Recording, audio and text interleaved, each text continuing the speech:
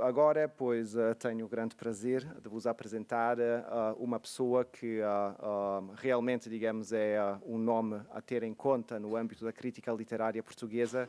É o José Cândido de Oliveira Martins. É, no meu ver, digamos, um dos mais sólidos e mais importantes críticos literários. Muitos dos seus livros, dos seus artigos, podem ser considerados, digamos, trabalhos de referência em âmbitos muito diversos. Não vou poder destacar aqui tudo, mas simplesmente destaco, digamos, um livro que tem uma referência com a conferência de hoje, que é a Teoria da Paródia Surrealista, por exemplo, mas também tem muitos trabalhos sobre autores importantes da história da literatura portuguesa, como Camilo Castelo Branco, António Feijó, mas também Fidelino de Figueiredo e, evidentemente, também sobre José Saramago. Hoje aceitou a dar-nos, digamos, uma conferência sobre um tema que também, digamos, é importante e ainda não muito tratado no âmbito dos estudos saramaguianos, que é a relação, digamos, da sua obra com a paródia. Este género, digamos, ou metagénero literário, como ele diz no seu resumo, tem uma longuíssima tradição e certamente vai ser muito interessante o que nos terá a dizer. Muito obrigado por ter vindo, muito obrigado a vocês todos por estarem aqui hoje conosco e já cedo a palavra.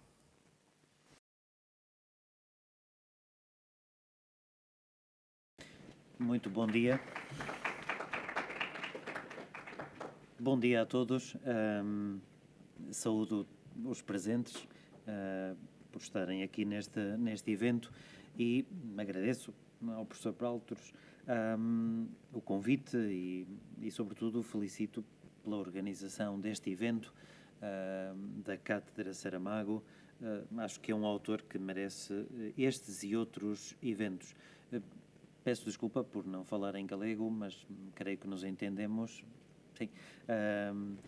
Sou professor em Braga, na Universidade, e temos um curso que se chama um curso de licenciatura, de grado, de estudos portugueses e espanhóis, e recebemos alguns alunos de outros países, quer ao abrigo do programa Erasmus, quer de outras formas, e, portanto, se algum aluno daqui de Vigo quiser ir fazer algum semestre a Braga, pois é bem-vindo.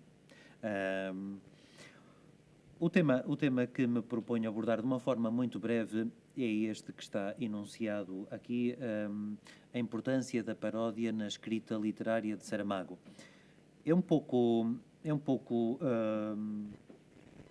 ambicioso da minha parte, num espaço de tempo tão curto, dizer alguma coisa sólido e, sobretudo, demonstrado sobre este assunto. Mas é a minha convicção que, entre outras temáticas transversais à escrita de Saramago, está esta temática da paródia. Escolhi, a título de exemplo, um corpus variado. São estas 3 obras que aqui estão: Levantado do Chão, Memorial do Convento e O Ano da Morte de Ricardo Reis. Não faço ideia se os presentes já leram alguma destas obras, se já ouviram falar delas. Tem uma particularidade de serem obras muito próximas no tempo. A primeira obra, Levantado do Chão, é de 1980, tem a particularidade de ser o ano em que, em Portugal, se comemorava o centenário da morte de Camões, e isso não é inocente. É um romance, Levantado do Chão, que muito esquematicamente nos encena uma saga da gesta dos trabalhadores alentejanos. Estamos a poucos anos do 25 de Abril. Um dos factos que marcou o pós-25 de Abril em Portugal, para além de um clima revolucionário, foi a introdução de uma política da terra, a chamada reforma agrária, que causou imensa contestação em Portugal, e a leitura do livro não deve abstrair desse contexto. Quer as celebrações do centenário de Camões, quer essa política da reforma agrária. 1980. Memorial do Convento é de 82 e é uma obra em que se faz também uma revisitação da história de Portugal e aqui um regresso literal ao passado. Regressa-se ao reinado de Dom João V, estamos na primeira metade do século XVIII em Portugal. O reinado de Dom João V ocupou a primeira metade, grosso modo até quase ao terremoto de Lisboa, e é esse espaço temporal que José Saramago recria em Memorial do Convento. Mais uma vez, para quem não leu, e desculpem estar a dizer estas coisas, os grandes protagonistas deste romance, tal como em Levantado o Chão, são os trabalhadores. No primeiro romance, os trabalhadores anónimos do Alentejo, alguns deles são individualizados, obviamente, mas também aqui em Memorial do Convento a grande personagem é coletiva. São os trabalhadores anónimos de Mafra, os milhares de homens que foram levados à força para trabalhar em Mafra e que, no entender da voz narrativa de Saramago, merecem que o seu nome fique gravado na história oficial como não tinham sido. Porque a história oficial é feita de acordo com certos parâmetros, imortalizando os monarcas, etc. E Saramago propõe-nos uma outra visão. 2 anos depois, em 84, publica-se O Ano da Morte de Ricardo Reis, em que Saramago opera também uma revisitação de um passado recente. Estamos em meados da década de 30, em Portugal, sob a ditadura de Salazar, e todo o romance se fixa em cerca de um ano e pouco, 1936, e aqui a revisitação é original porque recria Portugal e Lisboa, a capital, a partir do universo heteronímico de Pessoa e, em particular, de Ricardo Reis. 2 das grandes personagens são Ricardo Reis, a criação pessoana, e o seu criador, o próprio Fernando Pessoa, que aparecem como personagem. E, mais uma vez, há, em comum com as obras anteriores, um olhar muito crítico sobre um certo Portugal conservador, cinzento e salazarista. Não há aqui, talvez, a valorização de uma personagem coletiva, mas não se deixa de pôr o foco sobre um certo Portugal que se queria ver superado. Numa segunda nota muito breve, digo que a paródia em Saramago, já o deixei sugerido, me parece muito importante. Parece muito importante porque nestes romances e noutros não é possível lê-los fora de um paradigma paródico. Como o meu colega dizia antes, a paródia é muito mais, tem um horizonte muito mais vasto e complexo do que às vezes podemos pensar. E em Saramago a paródia está praticamente presente em quase todas as obras, mas em algumas delas, então, torna-se imprescindível, como já procurarei mostrar,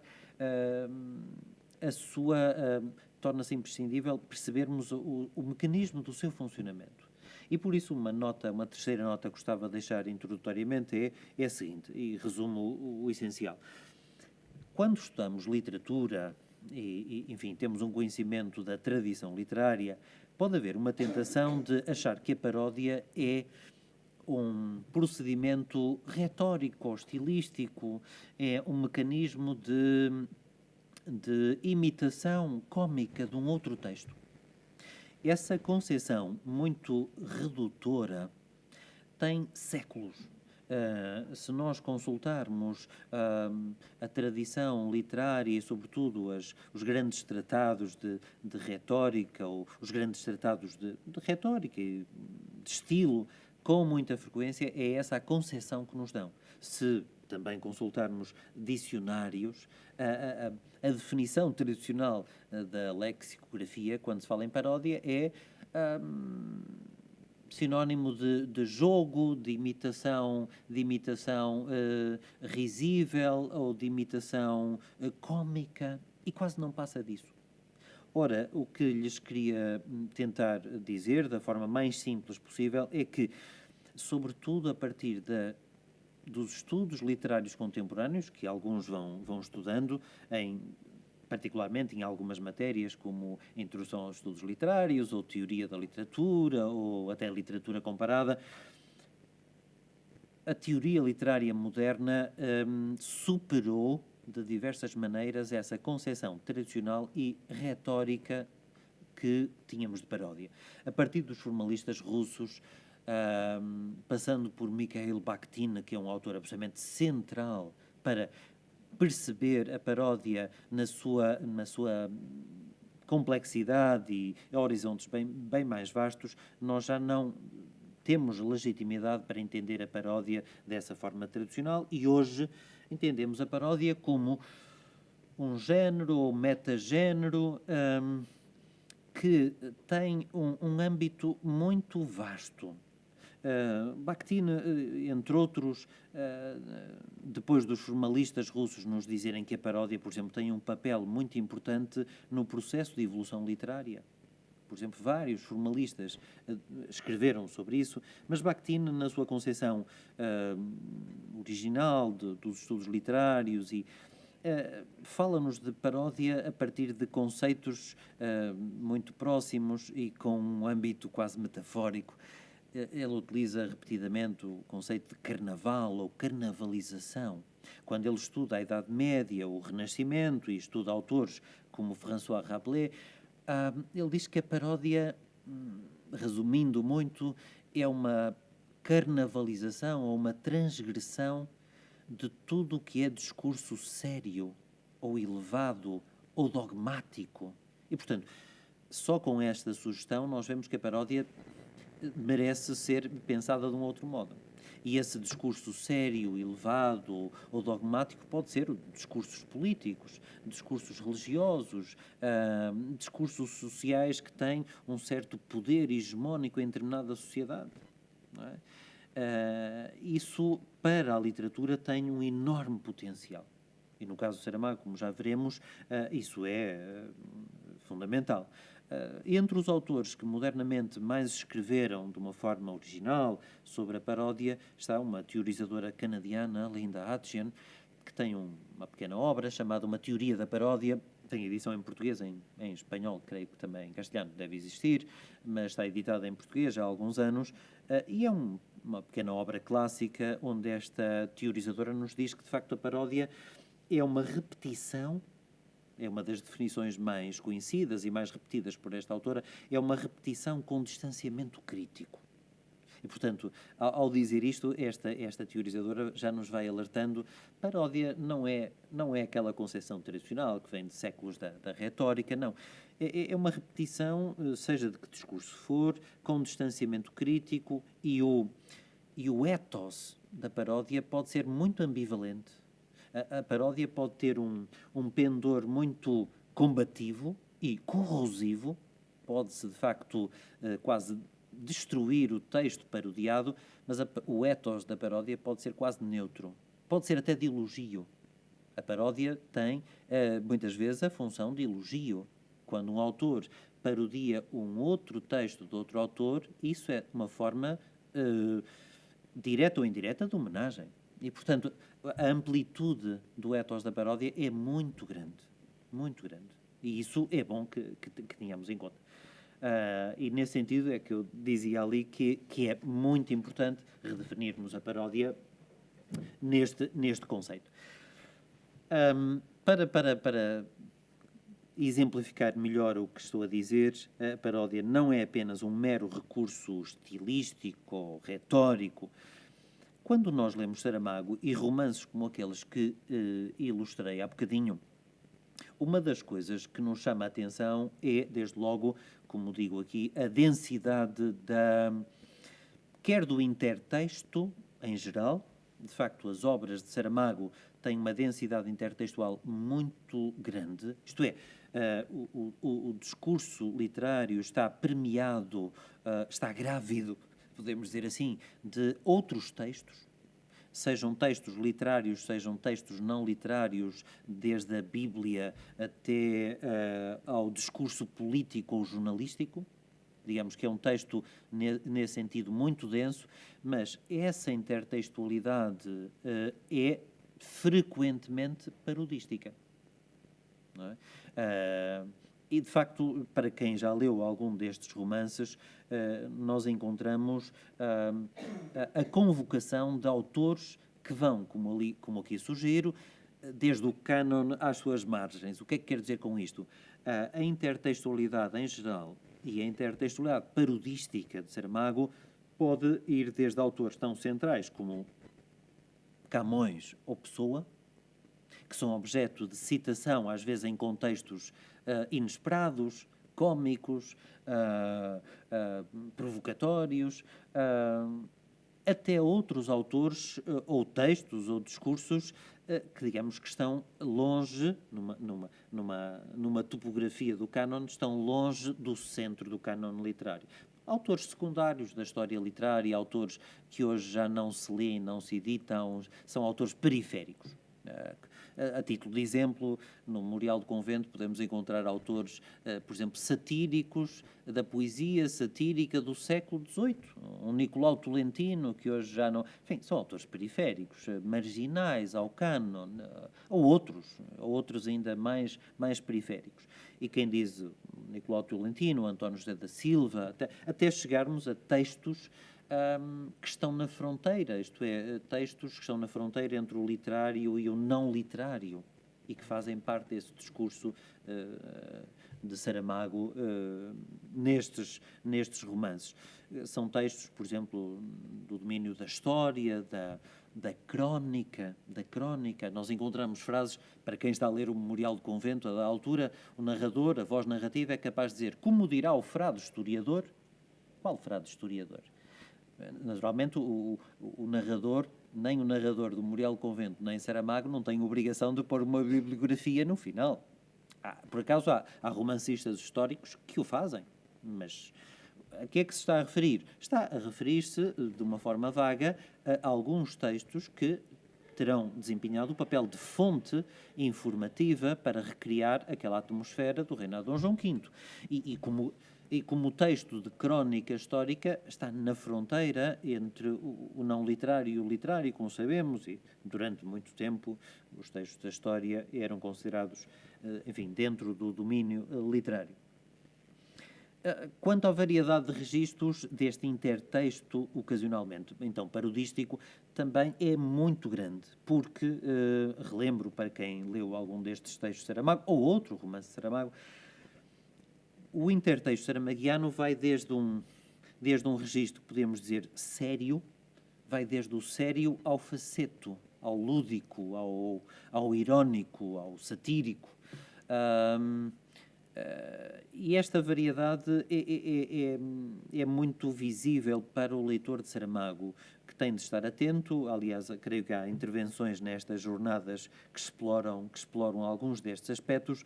Normalmente, as vozes narrativas de Saramago gostam de, mais do que citar de forma reverencial outros textos de outros autores, esse enxerto, essas citações, essa convocação ocorre em contextos inesperados, em contextos cômicos ou então são vozes narrativas que têm uma predileção por inversões, por... A voz narrativa típica de Saramago gosta de dinamitar alguns lugares comuns, que podem ir desde os provérbios tradicionais, creio que é objeto de uma intervenção, até frases feitas desautomatizando a língua. Aliás, há uma expressão no ano da morte de Ricardo Reis que nos diz que Ricardo Reis, e não só, tinha uma predileção por sentenças viradas do avesso. Isto explica muito bem essa tendência de Saramago por surpreender o leitor e inverter lugares comuns Aliás, o início do ano da morte de Ricardo Reis, o incipit narrativo, é sintomático disso. Ao inverter um famoso verso de Camões, o romance começa: aqui o mar acaba e a terra principia. E é uma inversão, com o seu quê de parodístico e de provocatório, porque em Camões líamos exatamente o contrário. Os versos de Camões aludiam à gesta das descobertas, da expansão portanto, José Saramago, de uma forma, de facto, inesperada, lúdica e, sobretudo, provocatória para o leitor, porque o leitor cria uma expectativa a partir desse incipit romanesco. Porque é que esta voz narrativa subverte o texto de Camões, um texto que está gravado num certo imaginário coletivo português, e me põe um Camões virado do avesso, nesse sentido, estou de acordo? Este gosto pela recriação, pela subversão, estende-se a muitos outros procedimentos. Por exemplo, neste corpus que escolhi para dar alguns exemplos, o leitor, por exemplo, pode ser surpreendido pelo cruzamento de personagens. Há personagens ou nomes de personagens e de famílias que transitam de um romance para o outro. Nós estamos a ler, por exemplo, o Memorial do Convento, e entre os milhares de trabalhadores anónimos de Mafra aparece lá uma personagem que é descendente que é a antecedente dos trabalhadores que o romancista vai recriar em Levantado do Chão. Eu tinha dito, Levantado do Chão é um romance, uma narrativa que celebra a gesta dos trabalhadores alentejanos. Ora, a família do protagonista chama-se Mau Tempo, Domingos Mau Tempo. Curiosamente, quando estamos a ler o Memorial do Convento, há uma personagem que se chama também Mau Tempo. O que é que o Saramago parece querer dizer ao leitor neste piscar de olho? Parece querer dizer que há famílias que parecem estar condenadas a uma alienação perene para lá das gerações. Aquele trabalhador que já no século XVIII andou a construir Mafra vai ter nos seus descendentes trabalhadores que vão estar condenados a ser trabalhadores braçais em pleno século XX no Alentejo.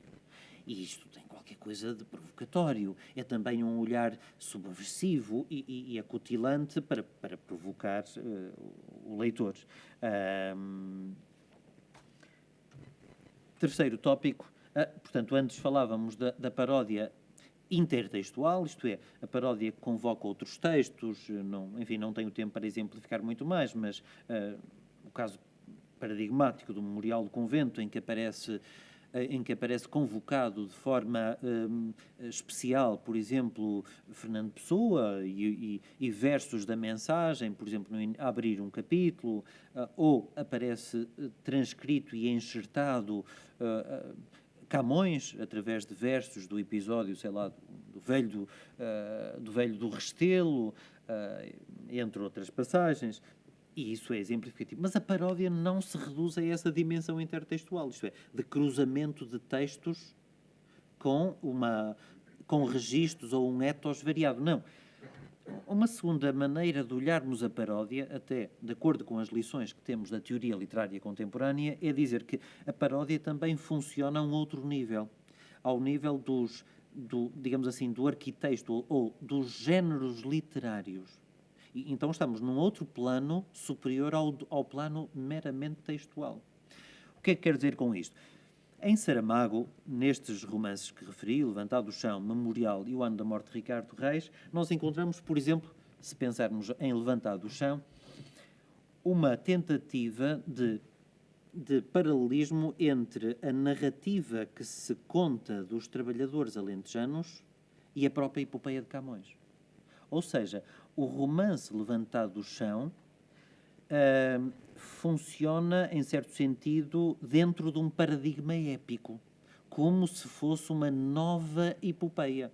Numa teorização de um grande teorizador literário do nosso século, Lukács, é uma nova epopeia. Só que essa nova epopeia, de algum modo não, manifestamente, ela está a denegar códigos e convenções do velho género da epopeia. E, portanto, o que é que faz Saramago em Levantado do Chão? reescreve, reinventa, se quisermos, a epopeia tradicional, que tem um lugar central no cânon literário, com trabalhadores explorados das planícies alentejanas, que são os seus heróis ou anti-heróis. Não é uma epopeia presa a um certo imaginário cultural ou histórico, como a velha epopeia. É uma outra epopeia. E, portanto, de alguma maneira, levantado do chão, é uma obra que subverte códigos e convenções de um género, reinventando, como se, é essa a leitura, enfim, de uma forma simples e muito resumida que faço, como se Saramago dissesse ao leitor: esta é a epopeia possível dos tempos contemporâneos. A velha epopeia, com aquela codificação tão formal, essa não faz sentido, essa morreu, esse género, e nós sabemos como os géneros literários podem ser olhados a partir dessa visão quase vitalista ou biológica, esse género esgotou-se. Esta é a única forma de olharmos para... E, de facto, para quem lê Levantado do Chão de Saramago com este olhar, é um romance que pode ser lido dentro de um paradigma épico, faz todo sentido. Faz todo sentido. Aliás, há múltiplos aspectos ao longo do romance que nos levam a lê-lo dessa maneira. A mesma coisa poderíamos dizer sobre o Memorial do Convento. O Memorial do Convento é um romance histórico à maneira do velho subgénero romântico do romance histórico. Rigorosamente não é. O Memorial do Convento é uma belíssima narrativa que, como aqui sugiro, reinventa esse género chamado de romance histórico. O romance histórico, como sabemos, estava codificado pela estética romântica e obedecia a um certo paradigma e tinha raízes nessa estética e psicologia românticas, como, enfim, redescoberta do passado, das raízes, enfim, uma função às vezes moralizante, tal. Isso é muito estranho para esta recriação que Saramago faz. A recriação histórica que Saramago faz é livre, é também ela provocatória e subversiva, e neste sentido o romance histórico de Saramago deve ser matizado. Se nós empregarmos a expressão romance histórico, eu devo então caracterizar com algum cuidado, dizendo rigorosamente a crítica tem falado disso abundantemente, é uma metaficção historiográfica que opera com enorme liberdade. Porque a voz narrativa de Saramago não se sente coagida ou coarquetada a observar certas regras, a ser escrava de uma verdade histórica. Não, é um olhar muito alternativo e muito subversivo desse passado histórico que, por acaso, é o reinado de Dom João V. Não é? Porquê que dizemos isso? Porque a literatura contemporânea, e isso não é exclusivo da literatura portuguesa, toma a história, estou a simplificar, como uma narrativa. E uma narrativa que foi marcada por ideologias. Uma narrativa que não é neutra. Não é? E, portanto, assiste a um escritor como o Saramago a liberdade de subverter essa narrativa apresentando uma outra visão que se julga tão legítima como a narrativa da história. Por isso é que chamamos metaficção historiográfica, isto é uma narrativa que se inspira, que se alimenta dessa narrativa histórica, mas, simplificadamente, o narrador de Saramago, no Memorial do Convento, vai nos dizendo em muitos momentos, caro leitor, se conhece a história de Portugal sobre Dom João V, o que eu aqui lhe vou apresentar é uma outra visão de que a história oficial não falou. E que é muito mais justa e verdadeira do que essa versão oficial da história. E, portanto, cabe à literatura a liberdade de apresentar outras versões ou outros olhares, e isto é profundamente carnavalizador, subversivo, como dizia há bocadinho, isto é, a história funciona como um discurso hegemónico, quer queiramos, quer não, porque o bebemos a partir dos bancos da escola e aceitamos quase como uma narrativa científica e indiscutível.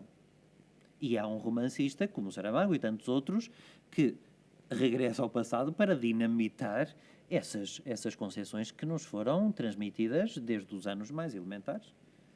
E, portanto, nesse aspecto, enfim, acho que é um belo exemplo de um romance que quer apresentar-se como um memorial dos, vamos parafraseando Dostoiévski, dos humilhados e ofendidos de que a história não falou.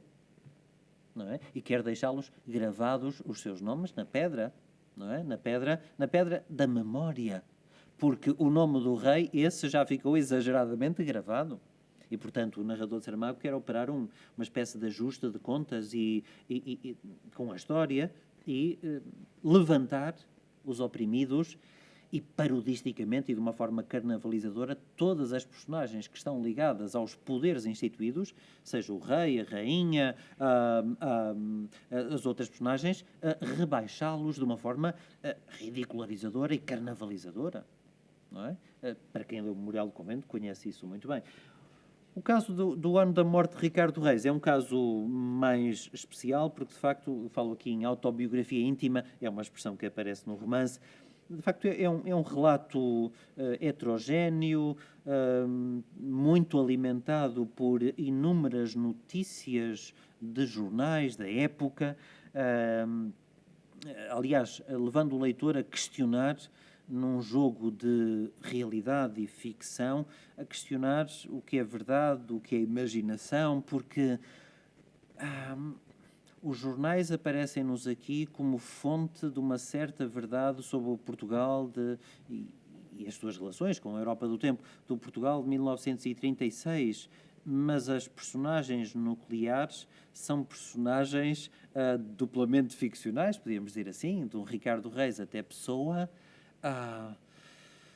como se Saramago nos provocasse dizendo que a ficção pode ser mais verdadeira ou mais desafiadora do que a realidade histórica. Não tenho tempo para dizer isto, mas o Portugal, a Lisboa e o Portugal marasmado e salazarento de 1936 é, para esta voz narrativa, em certo ponto, mais inverosímil do que o universo pessoano.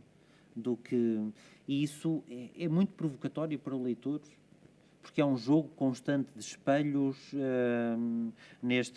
Aliás, não é por acaso que no romance se lê Ricardo Reis é um espectador do espetáculo do mundo. E temos um jogo de espelhos que, de facto, desafia muito, muito o leitor. Uma outra dimensão da paródia, terceira e última, é aquilo que nós podíamos chamar a paródia interdiscursiva. Voltando atrás, falei da paródia intertextual quando a paródia convoca outros textos. Em segundo lugar, paródia arquitextual, quando a paródia opera algum trabalho sobre códigos de géneros literários. Mas a paródia também, como disse, desde, por exemplo, a teorização de Bakhtin, a paródia também pode tomar como alvo discursos hegemónicos, discursos não literários.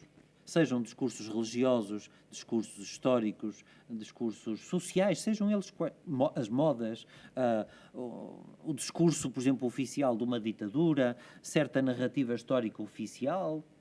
E, portanto, aí já não estamos a falar em paródia rigorosamente intertextual, no sentido mais estrito, mas paródia interdiscursiva.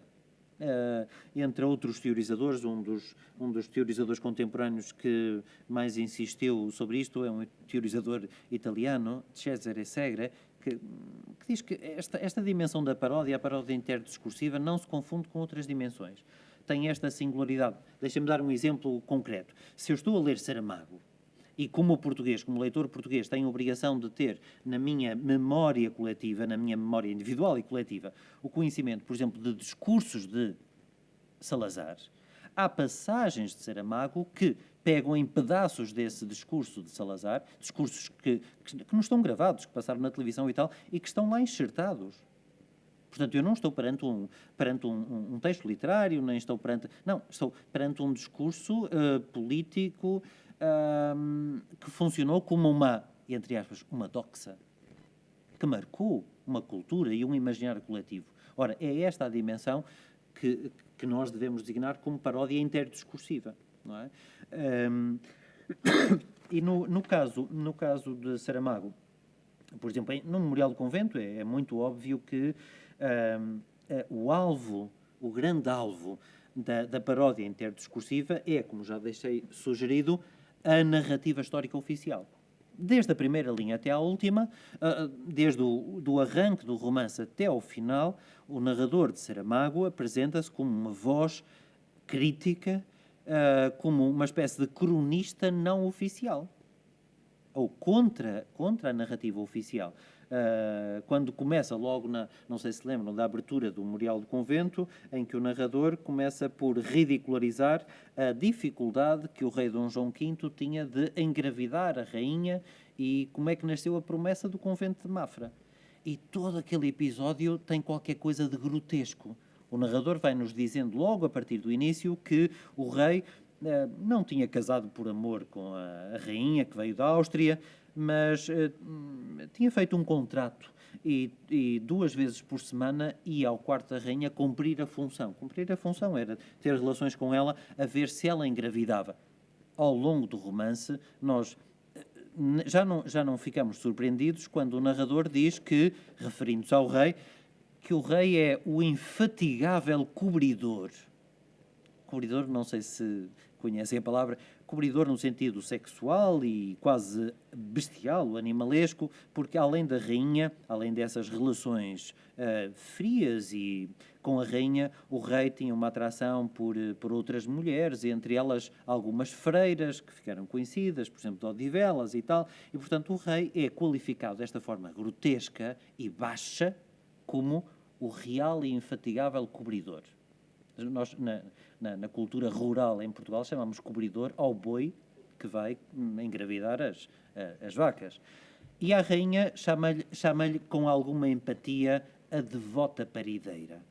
Como se a rainha, coitada, que veio da Áustria, terras longínquas, ela veio para Portugal para dar descendência ao rei e a sua função esgota-se. Esta forma de se referir às figuras cimeiras da monarquia ou também ao bispo, ao cardeal, é uma forma de apoucar e rebaixar carnavalescamente a história oficial. Como há bocadinho sugeria, não é? Isso acho que é claro. Para além de, enfim, tudo o que é discurso religioso, isso não é exclusivo do Memorial do Convento. Tudo o que é discurso religioso, e quando falo em discurso religioso, entenda-se, discurso religioso católico, tudo o que diz respeito a rituais, sacramentos católicos, santos ou narrativas de santos, tudo o que tenha a ver com a religião católica é rebaixado de uma forma carnavalizadora. Tudo. Nada escapa, desde dizer que a mitra, não sei se conhecem o objeto, a mitra dos bispos ou cardeais, diz o narrador da altura, a mitra é aquela coisa que está no cu das galinhas. O leitor, claro, fica provocado. Ou, num diálogo com o padre Bartolomeu diz ao Baltazar que Deus é maneta. Como? Quer dizer, tudo vale. Ou quando Baltazar e Belimunda se deitam e têm uma noite de amor, ao contrário do rei e da rainha, porque funcionam como contraponto. Entre Baltazar e Belimunda há uma relação genuína de amor e tal, ao contrário do contrato que uniu o rei e a rainha. Quando os dois têm uma noite de amor e se levantam de manhã felizes, o narrador diz que aquela relação amorosa que os dois tiveram, se comparada com a missa, é muito mais genuína e sagrada. Portanto, não há uma oportunidade em que o narrador não aproveite para não só reescrever a história, mas subverter certos discursos que foram hegemónicos, como é o discurso religioso, digamos assim, não é? E quando falo aqui em discurso religioso, Claro, não podemos esquecer o papel que tem no Memorial do Convento, o Tribunal da Inquisição, os autos de fé que se realizam na praça pública, que o nosso narrador, usando imagens grotescas, compara a churrascos de carne humana, não é? Churrascos de carne humana. O rei, enquanto são queimadas pessoas em praça pública, o rei e a corte deliciam-se a comer como se nada estivesse a acontecer. Eles estão a assistir àquele espetáculo, não é? E o narrador dá-nos conta disto.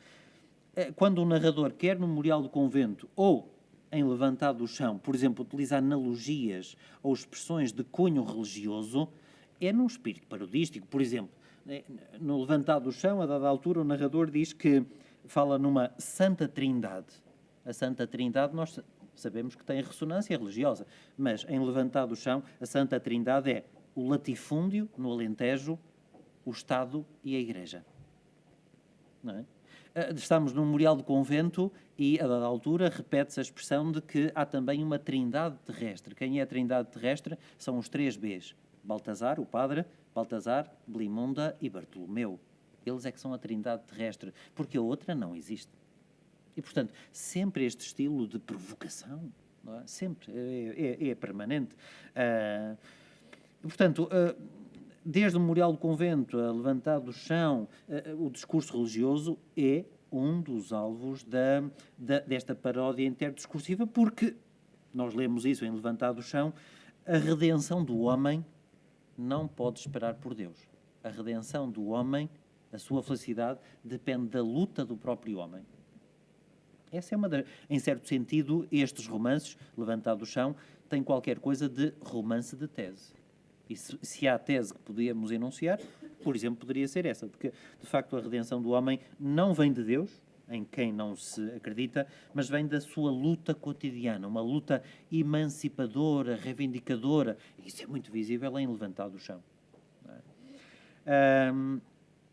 E a última nota que aqui tem, de negação da metrópole imperial, já deixei subentendido. De facto, nestes romances, desde Levantado do Chão até o ano da morte de Ricardo Reis, o Memorial do Convento é um caso à parte, porque recua no passado, desconstrói-se a imagem de um Portugal cinzento, pesado, um Portugal imperial que ia do Minho até Timor. Os discursos de Salazar aparecem alvo de paródia. Não é por acaso que os narradores ou as vozes narrativas utilizam expressões como nação pequena, a lusitânia pátria, às vezes em contextos ridicularizadores. E, portanto, o que é que está em causa? Está em causa contrariar um patriotismo, o nosso Eça de Queiroz diria um patrioteirismo, um discurso ideológico muito patriótico, muito... no ano da morte de Ricardo Reis, diz-se, por exemplo, que Ricardo Reis sentia-se cansado de nacionalismo tão hiperbólico. Isto é, até cansa, até mete nojo tanto discurso ideológico. Não é? E isto é sintomático. Portanto, numa palavra, podíamos dizer que, em mais do que um romance, Saramago tem uma verdadeira obsessão por desmistificar uma certa, nós podemos resumir assim, uma certa mitologia cultural e ideológica do salazarismo, ou então do nosso imaginário coletivo, um imaginário coletivo marcado pela ideia de nação predestinada, de nação que foi abençoada por Deus desde o milagre de Ourique ao sebastianismo. E isso, para Saramago, é alguma coisa que causa uma reação enorme. Saramago não olha para Portugal dessa forma congenialmente messiânica e sagrada, e isso é-lhe estranho, não é? É-lhe estranho, e desde o Memorial do Convento, Levantado do Chão, Portugal não tem essa vocação, se quisermos, messiânica ou quase crística. Não é? Tem aqui só 2 ou 3 textos, eu não temos tempo e vocês têm horários a cumprir. Um pequeno excerto Levantado do Chão, estamos no final do romance. Não é por acaso que uma das últimas imagens que aparece aqui nesta citação é Sol sol da justiça. A felicidade do ser humano não vem da crença, não vem da fé num transcendente, não. Os valores do universo de Saramago são outros. E um dos valores mais caros ao universo de Saramago é, de facto, a justiça, a dignidade da condição humana, num horizonte muito terrestre, muito sem essa dimensão transcendente e tal. Eu não, enfim, não vou ler a citação, mas para quem se lembra do romance, isto faz todo sentido. Segundo exemplo, em Memorial do Convento, já numa parte avançada do romance, recria-se uma cena, um episódio do transporte de uma pedra para a varanda da bênção, em Mafra. E o narrador tem uma tirada muito violenta contra, como acabei de dizer, contra certa visão mitificada da história oficial. Vejam o texto. É só uma pedra. Ele está a imaginar, ele está a fazer um piscar de olhos, é uma prolepse, o narrador está a contar uma história do século XVIII, mas diz, caro leitor, imagine daqui a uns séculos os visitantes a entrar em Mafra. O que é que lhes vai ser dito? E o texto diz, é só uma pedra e aos visitantes, antes de passarem à outra sala, é uma pedra só. Por via destes e de outros tolos orgulhos é que se vai disseminando o ludíbrio, o engano, a mistificação, o ludíbrio geral, com suas formas nacionais e particulares, como esta de afirmar nos compêndios e histórias, vírgula, podia estar entre aspas, é uma citação, profunda ironia do narrador de Saramago, deve-se a construção do convento de Mafra ao rei Dom João V, por um voto que fez se lhe nascesse um filho. Fim de citação. E depois o narrador remata com uma farpa violenta, dizendo, vão aqui 600 homens que não fizeram filho nenhum à rainha e eles é que pagam o voto, que se lixam, com perdão da anacrónica voz. O narrador não deixa de brincar dizendo, bem, o que se lixam não é próprio da linguagem da época, mas eu não resisto a desabafar esta minha reação instintiva contra essa ortodoxia oficial de um relato da história que se torna insuportável, porque não diz respeito à verdade histórica.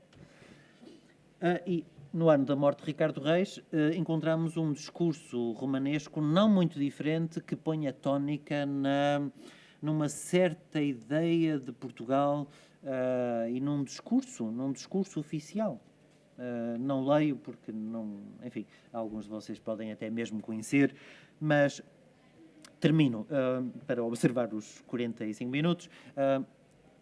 Quando falamos em paródia em Saramago, a paródia tem então horizontes muito mais vastos que vão desde a autorreflexividade literária. A paródia é importantíssimo para aquilo que chamamos a metaficção ou metaliteratura. De facto, desde a reflexão sobre a própria escrita, à reconfiguração de géneros, a paródia é essencial. Acho que isso, para quem tenha lido algum texto de Saramago ou de outro autor galego, onde isto acontece, enfim, a paródia de Saramago, de facto, repensa géneros, convenções, às vezes desmitifica autores como Camões ou Pessoa, retirando-os de uma espécie de altar normal. Mas também tem uma verdadeira obsessão com... a paródia tem também uma verdadeira obsessão com aquilo que nós podemos chamar o avesso da história. Mostrar-nos o outro lado, provocando o leitor para lhe dizer, de muitas maneiras, que a história oficial é sempre uma narrativa que interpretou o passado. E o leitor não se esqueça disso.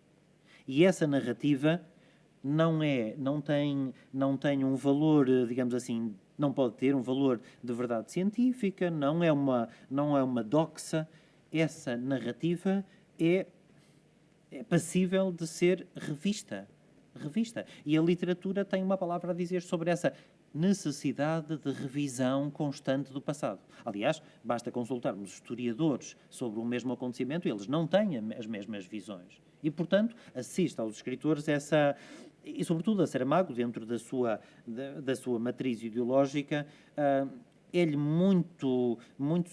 é um autor muito sensível às dialéticas da opressão e da liberdade, da crença por exemplo, da ciência, etc. Podíamos dar outros exemplos. E, neste sentido, resumindo, a paródia tem um poder iconoclasta muito grande. Em Saramago, que vai desde a literatura aos outros, desde do texto literário em si, aos géneros e aos outros discursos. E em Saramago, de facto, a paródia raramente é neutra, raramente tem um ethos não marcado.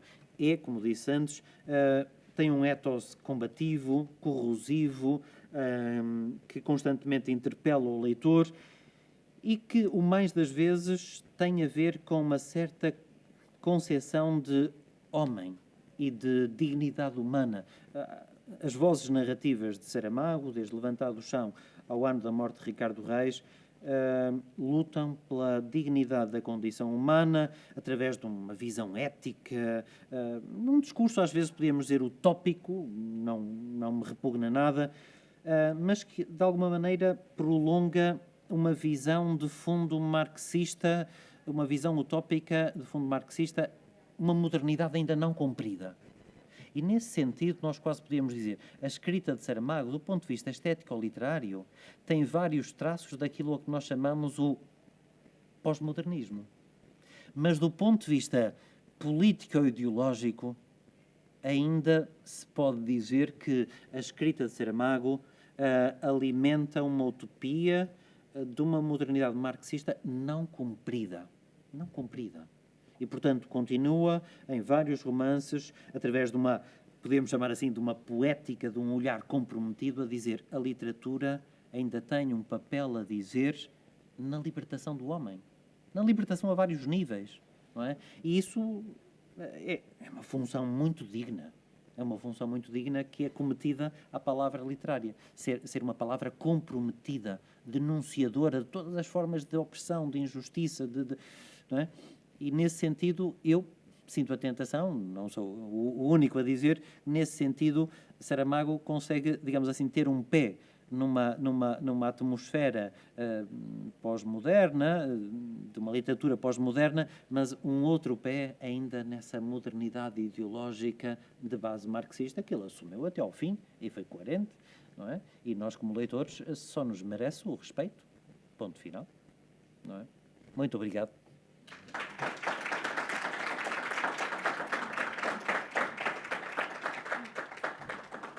Eu não sei se tiverem alguma pergunta que eu possa responder.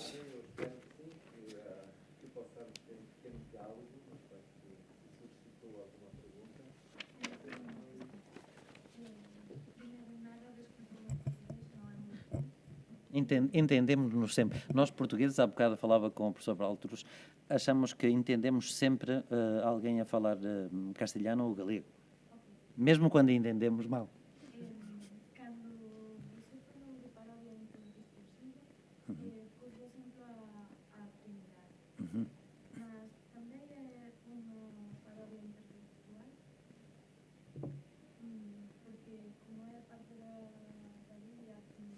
Claro.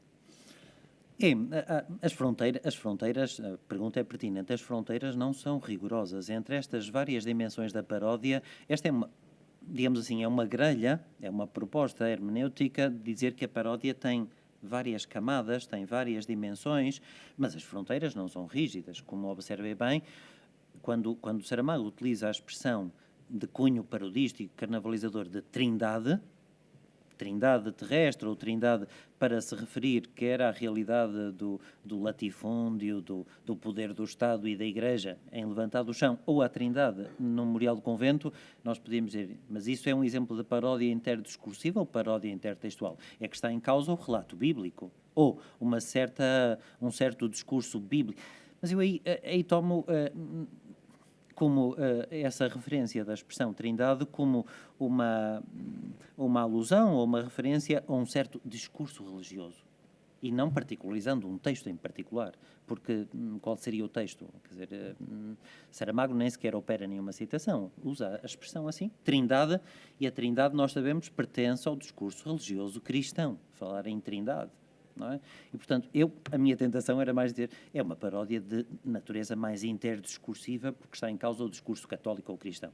Ponto. Mas em alguns casos enfim, ficamos na dúvida, como devo classificar este tipo de paródia? Não é? Suscita dúvidas. Nada. Prazer é meu. Não, à vontade.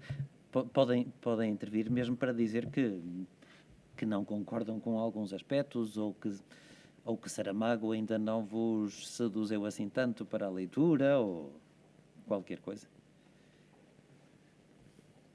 Por exemplo, um romance que alguns dos presentes conhecem, ao contrário da maioria dos outros, é A Jangada de Pedra, não é? Porque nós colocamos como uma leitura obrigatória, por razão dos 30 anos da primeira edição, A Jangada de Pedra. Claro. Então, claro, uma pergunta poderia, por exemplo, ser qual a paródia, digamos, claro, que faz A Jangada de Pedra, não é? Obviamente, claro, imagino que haverá algumas, claro. não sei se... Para quem leu A Jangada de Pedra e ouvindo estas considerações sobre a paródia, acham que tem alguma pertinência? Isto é, ao lermos A Jangada de Pedra, de facto, tenho elementos de natureza paródica nessa visão alegórica da península e do que acontece? O que lhes parece?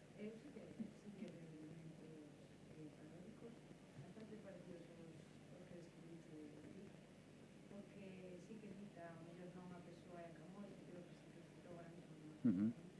Pero sí que cita, por ejemplo, mete personajes como Macbeth, Uhum. cita películas, cita muchas cosas que son paródicas, o por ejemplo, grandes historias, más mucho que también, Claro. parodia da historia, Sim. da situación que está vivindo a península ao mesmo tempo de Europa e tal, Sim. que utilizan. Claro. Bueno, bastante. Parece-me que sim. Quando acabou agora de referir Camões, que eu também mencionei antes, como imaginam, como galegos, para nós portugueses, temos perfeita consciência de que Camões foi objeto de um aproveitamento ideológico. Isto é, por exemplo, durante muito tempo, Camões foi, enfim, constituído como o poeta central do cânon literário e tal, mas em regimes como o Estado Novo, de Salazar, ele foi objeto de uma leitura ideológica, de um aproveitamento ideológico. E os Lusíadas tornaram-se uma espécie de Bíblia da pátria. Portanto, não estranha que também Saramago, em vários romances, utilize Camões para de algum modo, não sei como se pode dizer isto, de esvaziar dessa carga ideológica que lhe foi colada em cima, como se ele fosse um símbolo, porque ele foi colado à ideia de império, do império português, do heroísmo nacional, e Saramago, de alguma maneira, em vários livros, desmitifica essa imagem de Camões sem pôr em causa, porque nós sabemos que Saramago tinha uma admiração considerável e até lhe dedica vários livros, incluindo aquela peça de teatro que farei com este livro, não é? Mas o que Saramago certamente não concordaria é com o aproveitamento ideológico de que Camões foi alvo. Os regimes ditatoriais, de esquerda ou direita, sempre fazem esta manipulação da literatura, colocando-a ao serviço de uma ideologia dominante, não é? E o facto de Saramago convocar Camões, em grande medida, é para contrariar este aproveitamento. E isso não deixa de ser uma ofensiva de fundo paródico também. Agora podem achar mas por este andar estamos a aplicar a paródia a quase tudo.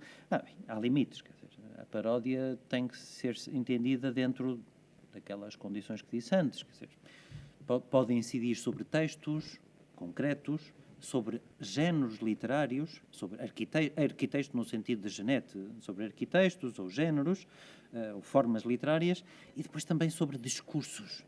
Discursos, sejam eles quais forem, político-ideológicos, religiosos, discursos sociais dominantes. A paródia tem esse efeito também destruidor e dado o espírito de Saramago, um espírito muito crítico, a paródia, digamos assim, para simplificar, era uma arma que Saramago tinha à mão, que tinha necessariamente de usar. Não é? Mas acho que fizeram uma boa escolha. Eu não sabia, se não não sabia que tinham feito a escolha da jangada de pedra.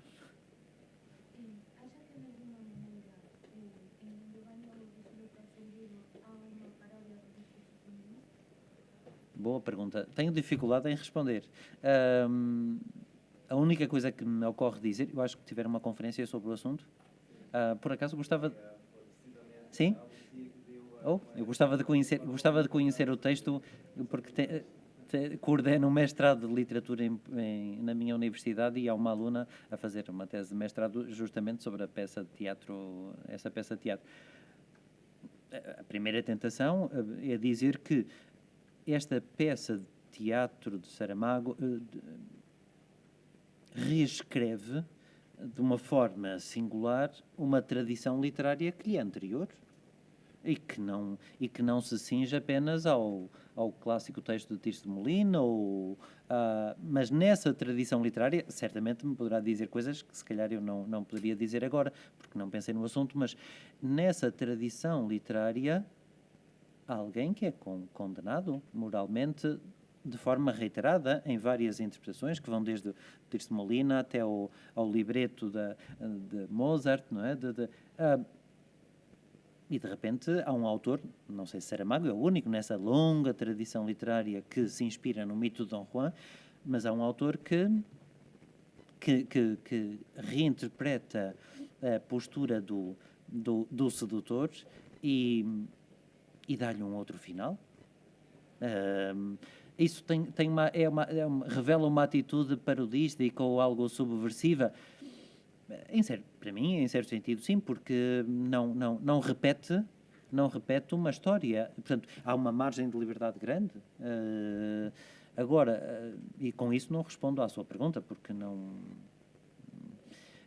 de repente a leitura que fiz da peça de Saramago já aconteceu há tantos anos, há bastantes anos, que já não me recordo de vários aspectos, quer dizer, mas tinha posto a tónica na condição feminina, não é?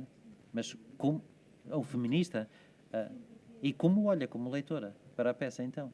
Porque como ao final termina van por estereotipo que a muller tiña na época, deixa os namorados, vai escribir Giovanni, pues interpretei que realmente se ve como Don Giovanni pasa de ser o malo a ser o bo. Non sei. Por exemplo, esse aspecto que referiu, desculpa, o seu nome é? Lucia.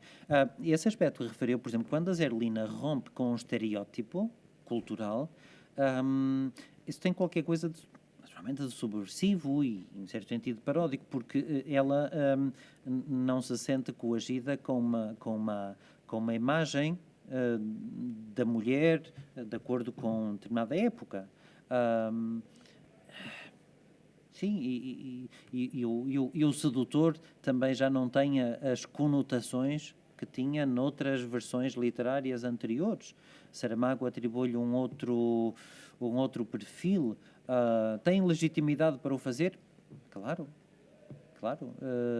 Essa é uma das formas, eu não sei se no estudo que fazem da literatura galega ou portuguesa, uma das formas mais repetidas de recriar uma certa tradição literária ou até mitos tradicionais é muitas vezes através da reescrita irónica, paródica, sei lá. Só para dar um exemplo. Muitos poetas portugueses contemporâneos, desde o Nuno Judice, Vasco Graça Moura ou outros, recriam, por exemplo, mitos tradicionais, que podem ser de Narciso, mitos da mitologia clássica, sob o prisma da ironia ou da paródia. Como se provocassem o leitor para dizer o mito em si já está quase esgotado e, portanto, qual era o outro olhar possível? Através de um prisma irónico que surpreende o leitor para mostrar que estes mitos ainda podem ser olhados de um outro jeito, de uma outra forma. Estou-me a lembrar de alguns poemas que recriam mitos clássicos e na história do mito clássico determinada relação amorosa, por exemplo, acaba mal, acaba em tragédia. Mas na reescrita contemporânea tudo é reescrito de forma humorada para esvaziar o pathos, o lado melodramático que determinado mito tinha. Isto é muito tipicamente pós-moderno, quer dizer, olhar para, por exemplo, para mitos tradicionais que podem ir desde do mito de Orfeu ou de Narciso até ao Dom Juan e ver lados inesperados, aspectos em que não se pensou antes e às vezes aspectos cómicos, muitas vezes. E esta reescrita de Dom Juan, de facto, parece-me muito original. Eu não conheço toda a tradição literária, que é longa, de reinterpretação do mito de Dom Juan. Não é? Eu também acho muito interessante a pergunta. Eu também não conheço, digamos, toda essa tradição, os conhecimentos, mas o que eu acho muito subversivo nessa pergunta é, claro, nós podemos fazer com relativamente fácil uma leitura feminista desse texto. É possível. Sim. Mas eu não entendi mal a pergunta. A pergunta era se podia ler nesse texto uma paródia de uma possível leitura feminista. Não sei se isso foi o alcance. Ou de um discurso machista, depende. Sim, claro, o discurso machista é fácil, não é? Sim. Mas, claro, mais subversivo seria se perguntássemos se até se procura de alguma forma, digamos, não parodiar, se calhar, diretamente, mas também questionar, não é? Um bocado certas acepções feministas. Mas, bom, claro, o mais fácil, o mais imediato, é evidentemente a paródia, digamos, patriarcal, machista, machista, que está, evidentemente, na história do mito, não é? Bom, já estamos a dar, mas eu ainda tenho só uma coisinha que me interessava, porque, claro, estávamos a falar muito da história, digamos, do tempo de Salazar, e depois, claro, uma coisa que nos poderia vir à cabeça é, claro, para poder haver paródia, temos de ter uma história oficial, não é? Temos de ter mitos, uma tradição, temos de ter uma coisa assentada, não é? E então, eu perguntaria como vês hoje em dia em Portugal, digamos, essa reinvenção, reescrita, paródia que fazem os textos de Saramago? Podemos dizer que isso está superado ou continua a ser vigente no sentido de ainda poder provocar? Sim. Ainda provoca? Não, eu acho que esta opção de Saramago em valorizar a paródia para revisitar a história e reescrevê-la é comum a outros escritores. Um dos exemplos, mas depois cada escritor tem, digamos assim, uma mundividência e uma escrita muito peculiar. Outro exemplo que nós temos na literatura portuguesa é o caso de Lobo Antunes. Para quem alguma vez leu algum romance de Lobo Antunes, em vários romances, por exemplo, As Naus e O Esplendor de Portugal, revisita um certo passado até muito recente, de colonial, de português, em África, para nos dar uma visão que está nas antípodas dessa visão oficial do Estado Novo. E, portanto, digamos que esta tentação pela paródia, por uma paródia revisionista, ainda está ativa, ainda está viva na escrita de vários autores. Há um aspecto que eu não disse antes, mas tem a ver com estas duas observações últimas. Eu não disse antes, por falta de tempo, mas o discurso da paródia é um discurso muito desafiador para o leitor sempre, porque, sendo um discurso dialógico, põe à causa a competência do leitor. Se eu não identifico o alvo da paródia, o discurso, o texto parodiado, a paródia não funciona. Imaginemos, no caso da Lúcia, alguém estar a ler a peça de Saramago, mas nunca teve conhecimento do mito de Dom Juan, nunca leu nenhuma peça. A paródia não funciona. Alguém está a ler a peça de Saramago como se assistisse àquela história pela primeira vez. E, portanto, isso aplica-se a qualquer discurso paródico.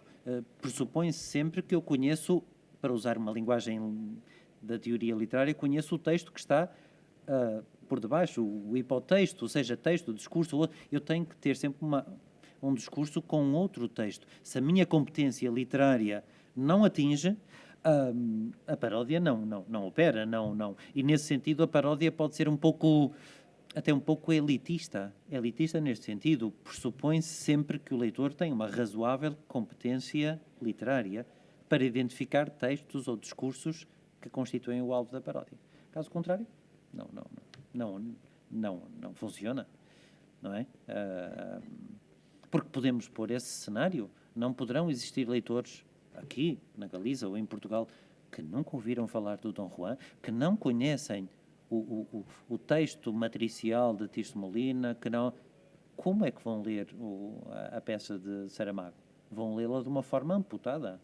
Vão fazer uma leitura muito superficial, porque não conseguem ler em profundidade do texto, porque não estabelecem relações dialógicas com outros textos dessa tradição literária. É terrível. Sim. Aqui ou na Espanha em geral aconteceria isso, porque Claro. essas relações com a história de Portugal não são conhecidas, enquanto Claro. o Dom Juan, se calhar ainda por cima. Essa é uma das funções do ensino, quer dizer, é aumentar a nossa bagagem literária e cultural, histórica e literária, para depois ler com essa profundidade que se espera, não é? Mas esse é um dos desafios da paródia, que se eu estou a ler um poema de Cesarini e não consigo descortinar o texto que está subjacente àquela reescrita paródica, pois, enfim, nem sequer detecto que existe um discurso parodístico. E isso é uma coisa a ter em conta. São tão importantes como as edições passadas. Sim, claro. Não tem por que acontecer isso. Não funcionaria para alguém intelectual a não conhecer os outros mitos de Dom Juan, mas sim funcionaria para alguém intelectual. Poderia? Poderia ser conveniente. Claro. Sim, é verdade. Isso é verdade. Rigorosamente não existem leitores adâmicos que não conheçam nada da tradição literária ou da tradição cultural. E, portanto, um leitor, mesmo não conhecendo o mito de Dom Juan, como a Lúcia diz, iria ter algum conhecimento das lutas sobre a emancipação da mulher e tal, e iria ler o texto de Saramago sempre com alguma ideia pré-concebida, sempre. Porque é uma utopia pensarmos que existem leitores despidos e adâmicos. Isso não existe, não é? Claro. É uma observação muito pertinente, claro.